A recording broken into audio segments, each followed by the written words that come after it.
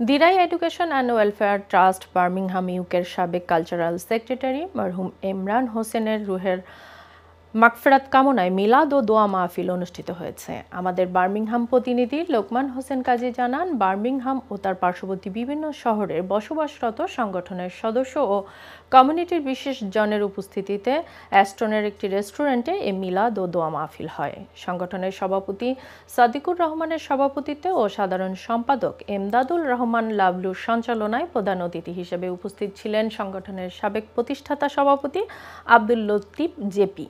বিশেষ অতিথি হিসেবে উপস্থিত ছিলেন যুক্তরাজ্যের সফররত জালাল মিয়া। সবাই মরহুম ইমরান হোসেনের জীবনদশার তার কর্মময় জীবনের বিভিন্ন দিক তুলে ধরেন, নানা স্মৃতিচারণ করে বক্তব্য রাখেন কমিউনিটির নেতা ডাক্তার শামসুল হক চৌধুরী, সাজ্জাতুল হক, জাহান মিয়া, শাহ কামাল সহ আরও অনেকে।